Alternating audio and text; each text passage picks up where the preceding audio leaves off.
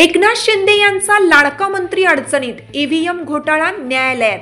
एकनाथ शिंदे यांच्या शिवसेनेचे विद्यमान शालेय शिक्षण मंत्री दादा भुसे हे मालगाव बाह्य मतदारसंघातून विजयी झाले।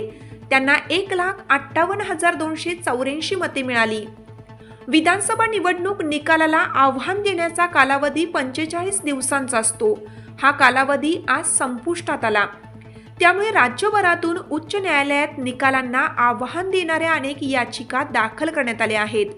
यामध्ये नाशिकमधून देखील 3 पराभूत उमेदवारांनी विजयी आमदारांना आव्हान दिले।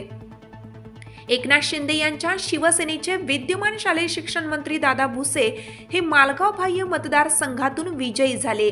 त्यांना 1,58,284 मते मिळाली।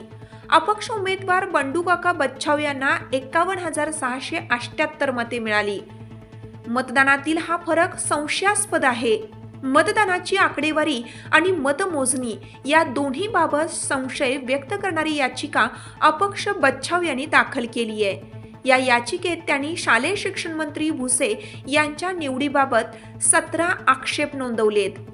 मालेगाव मध्य मतदारसंघातील एमआयएमचे आमदार मौलाना मुफ्ती इस्माईल यांच्या निवडीलाही अपक्ष उमेदवार माजी आमदार आसिफ शेख यांनी आव्हान दिले। या मतदारसंघात अपक्ष उमेदवार आसिफ शेख यांचा अवघ्या 161 मतांनी निसटता पराभव झाला। त्यामुळे निवडणूक मतमोजणी प्रक्रिया संशयास्पद असल्याचा दावा माजी आमदार शेख यांनी केला आहे। त्यांची याचिका उच्च न्यायालयाने दाखल करून घेतली आहे। कळवण मतदारसंघातील राष्ट्रवादी काँग्रेस अजित पवार पक्षाचे आमदार नितीन पवार हे देखील निसटत्या मताधिक्याने विजयी झाले होते। पवार यांना 1,19,191 मते मिळाली। महाविकास आघाडी पुरस्कृत आणि मार्क्सवादी कम्युनिस्ट पक्षाचे माजी आमदार JP गावित यांना 1,10,759 मते मिळाली आहेत। मतदान प्रक्रिया निवडणूक यंत्रणेतील गोंधळ तसेच मतदान यंत्रात दोष असल्याचा दावा माजी आमदार गावित यांनी केलाय।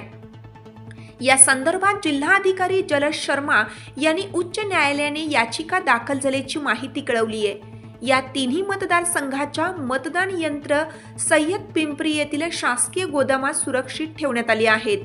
याबाबत न्यायालयाच्या पुढील सूचनेची प्रतीक्षा करण्यात येत आहे, असे जिल्हाधिकारी शर्मा यांनी आज सांगितले।